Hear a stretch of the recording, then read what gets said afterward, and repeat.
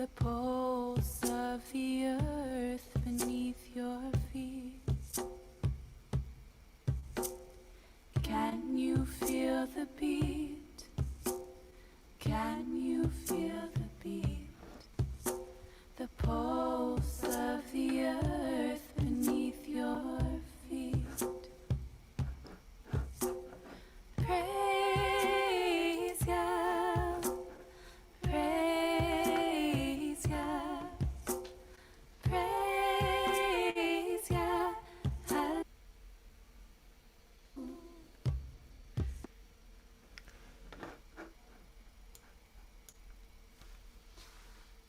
Hey everybody. Afternoon, wherever you are. I can see where some of you are, but I'm sure there are people also in Facebook and YouTube. I'm not altogether sure who's the host today, but I know that Ari is supporting us behind the scenes. And given that there are no announcements, as far as I can tell, if there are announcements, you can go to the website to find them. I'll just do some teaching now before we sit in for the set. If you're here for the first time, welcome. I don't think I see anybody who's here for the first time, but if you are, we're so happy you're here. This Romemu Yeshiva midday meditation practice, which started, I guess, about a month ago, I think is when we started doing the midday sets, was an outgrowth of, I think, two intentions. One, that for almost 19 months, almost every day, we were doing a 1 o'clock teaching on the Hasidic masters that almost always ended just as it was beginning. Felt like we were just getting started, and there was a lot that was really alive for people. And so this was kind of an intention, was to create some kind of, a piece of, I guess, like a buffer between the teaching and the rest of the day, so that people could integrate what they had learned and maybe just sit in silence together as a community. And I think the second motivation was just the recognition that having a morning minyan, having a place to drop in every morning was great, and having evening teachings, but somewhere in the middle of the day there was a need to bridge and to pause, which of course classically is mincha, which is the afternoon prayer service, which our sages tell us was instituted by Isaac, the biblical figure who went out towards the evening to meditate in the field, lasuach basadeh, to meditate in the field. This is kind of our mincha practice, this kind of offering of a moment between, to rebel with a pause and to be a rebel with a pause. And I guess today's practice will come from the parsha, so we can land again in this really rich and just stunningly beautiful parsha, with full of pathos and full of really evocative frames and storylines that are really deeply human and deeply psychologically regnant for all of us. This story of Isaac and his choosing of Esau, and the lengths that Jacob has to go to get a blessing, and Rebekah's role in all this. Jacob and Esau's mother, who clearly favors Jacob as it's succession, but in the biblical context. This is the show Succession in biblical reality. And maybe one of the most poignant moments for me, and I think for many of us, that I'd like for us to land on for today's 18-minute sit, which will begin in about 3 minutes, is this moment where Jacob says to Rebekah in fear, "Ulai yimusheni avi," perhaps my father will touch me, meaning, on the simple level, it means I'm afraid that if I try to deceive him by wearing Esau's skins or Esau's fur coat, that he'll feel that and he'll know that it isn't Esau, but someone impersonating him. But as I've said, and I've taught in the shul many times before, that there are more than a few commentators that actually hear in Jacob's fearful statement to his mother a yearning to be, he says, I wish that my father would find me out. Would that my father would get close enough to me to know that I am not the one that I am pretending to be. And in the contemplative, I think, practice of that, as far as we're concerned, internally, is the places that we might welcome with a loving glance, with a loving holding of parts of ourselves or various thoughts that arise, or even yearnings. One of the things that I'm afraid of in contemplative practice is that mindfulness can become repressive when thoughts arise or feelings arise, and we too quickly move from them back to the object or the anchor of awareness. And so in a moment I'm going to ring the bell, and then we'll be invited into a full, luxurious 18 minutes of being with our own thoughts, our feelings, our bodies, our day. And I'd like to invite the practice today. I'll kind of use here and there, I'll bring us back to this practice, which is that whatever is arising is saying to us subtly, can you please touch me? Can you please see me? Can you please hear me? Can you please know me? It doesn't mean that we have to linger. The practice, of course, is to note and then return to the breath or the body. But that noting can be done with impertinence, it can be done with impatience, it can be done with a gentle, tender, oh, is that you?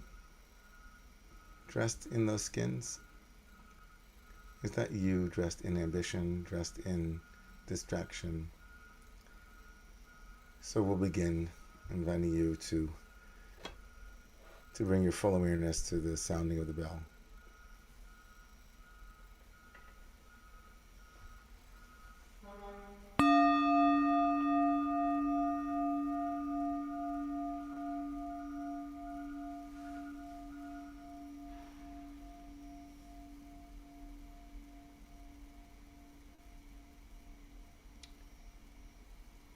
So as we begin, inviting you to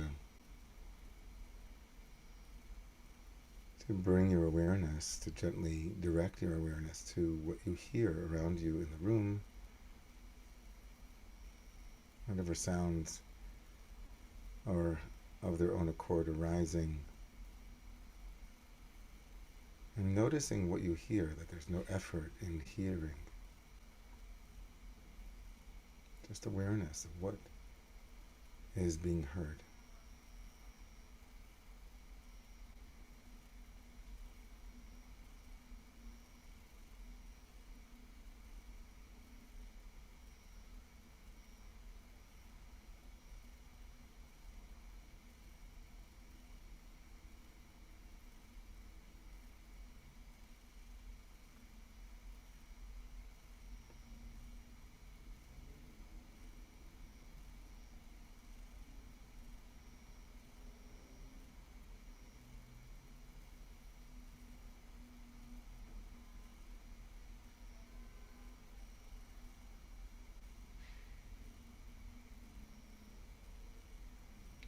And just notice if any language or concepts or overlays arise as well with hearing. And see if we can just hear.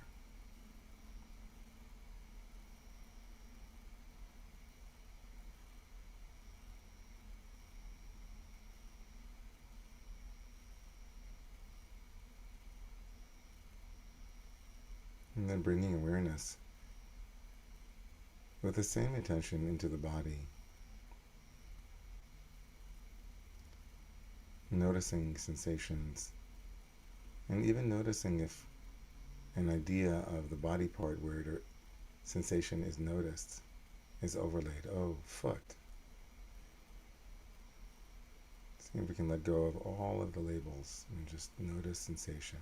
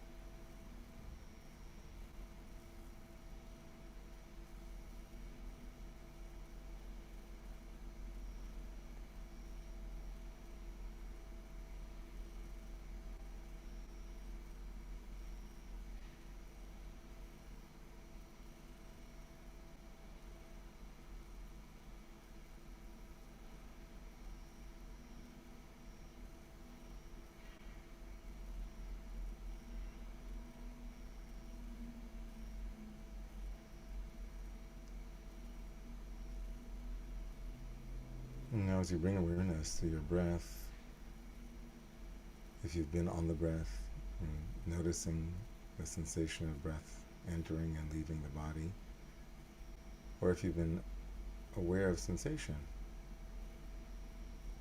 and also noticing thoughts or stories that might pull our awareness, just gently now dedicating ourselves for the next 5 or so minutes to treating each and every sensation, thought, or feeling that we become aware of with the tenderness of the inquiry that each is making of us. See me, notice. Noticing the thought, noticing the dream, the pain, the pleasure, and making some room, spaciousness around each arising phenomena.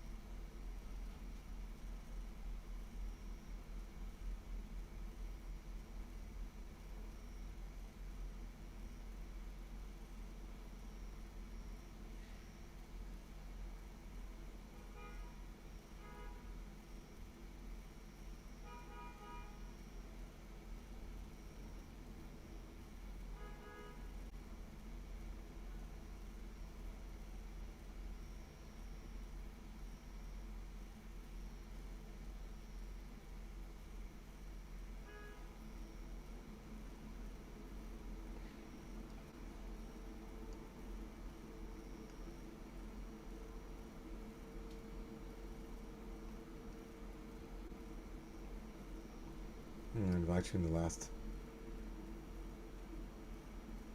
8 minutes Just invite you to ask yourself what it is that you yearn to have seen, to have noticed. And as you ask that question to yourself, allowing the answer that arises to be seen non-judgmentally and with great awareness and tenderness before coming back to the body and then prompting again. So prompt and ask. The answer will arise. See it with mindfulness and with patience. Return to the breath or the body and then ask again. What do you yearn for? What do you hope others will see, know, recognize?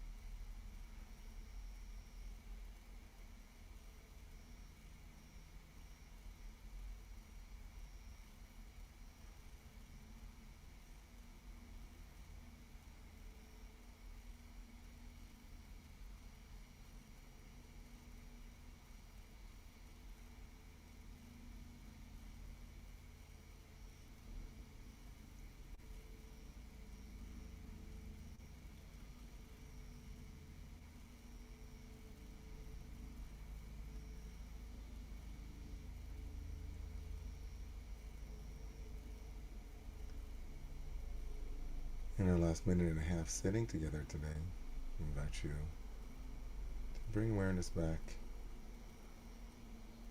to the sounds,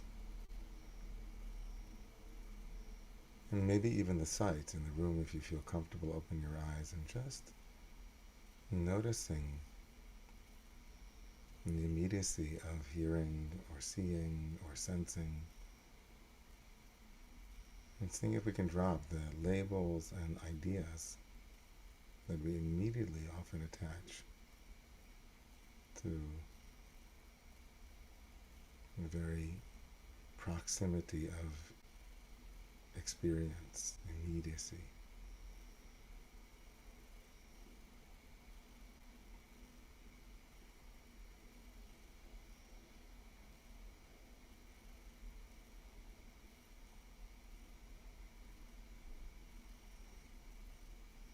And everything calls to us, saying, Ulai Mosheni, maybe this one will touch, see, hear, feel without the overlay. The yearning of creation, including us.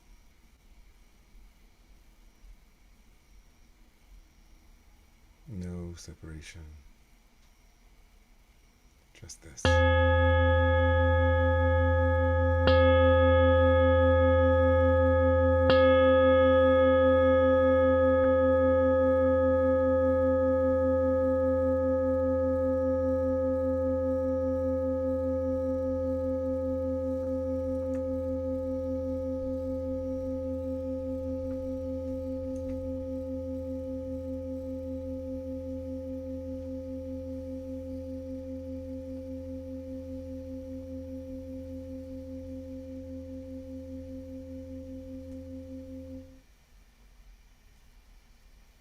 Hey friends,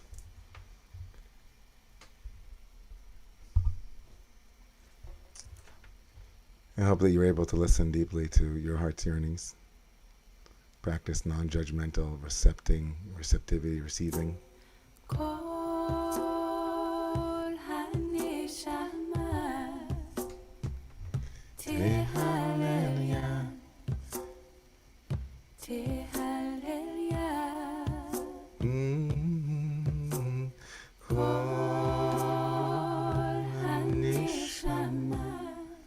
Have a great Thursday afternoon. We're almost in Kislev. You can feel it. Hanukkah is on the way.